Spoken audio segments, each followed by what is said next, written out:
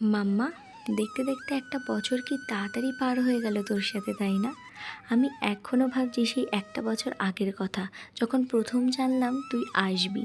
সে যে কী অনুভূতি তা তুই একদিন হয়তো ঠিকই বুঝতে পারবি। আমি মা হতে চলেছি, আমার মধ্যে একটা ছোট্ট সন্তান বড় হচ্ছে। কী যে আনন্দের বিষয়! শুধু আমি আর তোর বাবা নয়, বুঝলি, সুজিও বুঝতো যে তুই আসছিস। সেই প্রতিটা দিন কিন্তু আমার কাছে খুবই কঠিন ছিল, কিন্তু হঠাৎ তুই না বলে চলে এলি।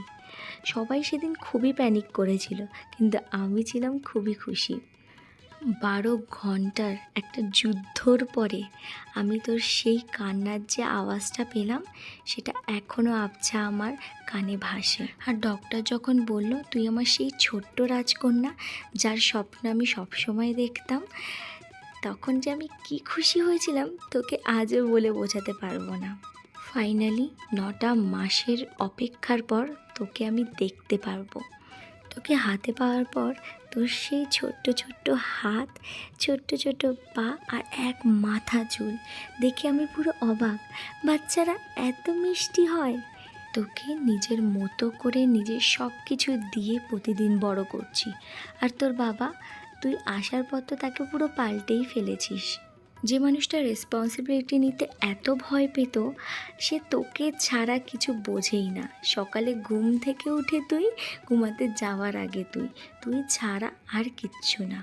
এইভাবে একটা একটা করে দিন চোখের পলকে কেটে যাবে, বছরকে বছর পার হয়ে যাবে, কিন্তু তুই তো এখন কিছু বুঝবি না। আমি চাই তুই বড় হয়ে এই ভিডিওটা দেখিস। আমাদের সেই ছোটোবেলার স্মৃতি, প্রথম একটা বছর খুবই স্পেশাল। আমাদের একসাথে জার্নি, একসাথে পথ চলা, পুরো একটা বছর পার করে ফেলেছি আমরা একসাথে। তোর সাথে তোর হাত ধরে আমরা আবার আমাদের ছোটোবেলা পার করছি। অনেক বড় হ মা, তোর মাম্মা, তোর বাবা তোকে অনেক ভালোবাসে। Happy birthday my princess. অনেক অনেক অনেক বড় হও, ভালো মনের মানুষ হও, আর কিচ্ছু চাই না তোমার কাছে।